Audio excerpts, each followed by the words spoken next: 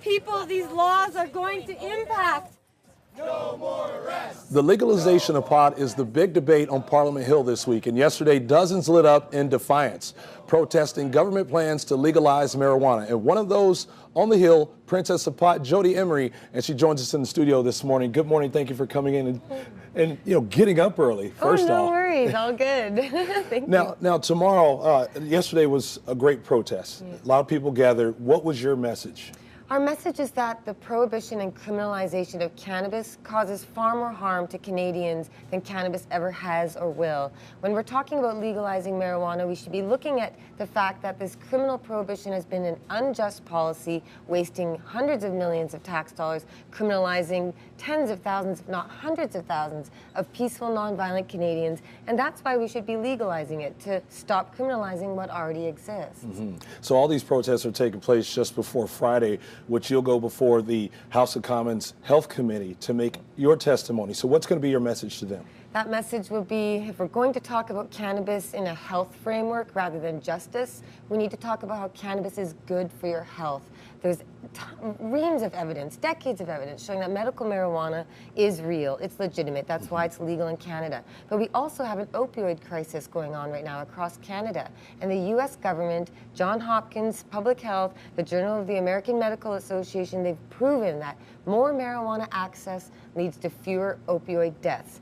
The National Institute on Drug Abuse says that marijuana dispensaries reduce opioid deaths. It's a 25% reduction where marijuana is more available. So when the government talks about cannabis and health, they need to stop fear-mongering and spreading lies and exaggerated worries about cannabis being harmful, and talk about how it's helping children with epilepsy, helping seniors get off all their pills, and helping alleviate the opioid crisis. If only they would stop restricting and limiting access and arresting people like me. Okay, and another topic that's been mentioned is just yesterday the state of Colorado, who's legalized marijuana in the United States, said that legalizing marijuana is not for the government to take advantage of financially.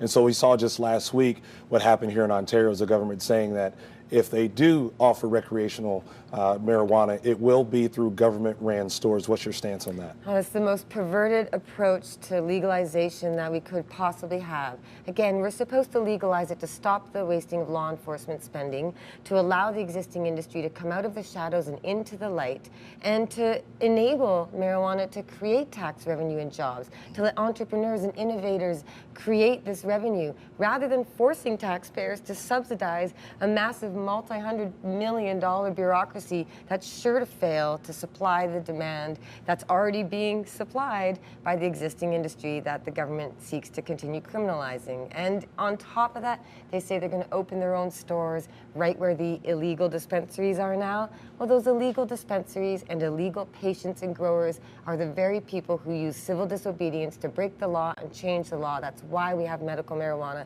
and many other laws in this country, because of peaceful civil disobedience. Now, to finish things up now, you heard them mentioning with the health committee, talking about it takes training to prepare as far as from the Canadian police. Do you think things are too early? Because they're saying they aren't ready yet come July 2018. Is it too early?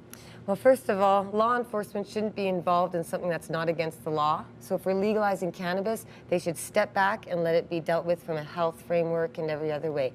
But we have the evidence. The National Highway Traffic Safety Administration of the United States studied this, and we have decades of studies, you can find it on my Twitter feed, that marijuana does not lead to more car crashes and impairment on the road. We have evidence that texting and driving increases crashes. Opioids and painkillers also increase crashes. But we have a lot of studies, including the American Journal of Public Health just released a study a month or two ago saying that legalization does not increase crashes or impairment on the road. So the police are very worried about this and bringing up a red herring because they profit from prohibition, hundreds of millions of dollars, and they'd like to see that money maintained. And in fact, the federal government's giving $250 million more for marijuana legalization law enforcement. This is a disaster federally, provincially, and Canadian taxpayers and consumers and patients are the ones who will suffer. Well, Jodie, we thank you so much for taking time out of your busy schedule and coming in with us to, give us your side of the story here this morning, and best of luck the rest of the week. Hey, thank you so much for the chance to talk. Yeah, thank you.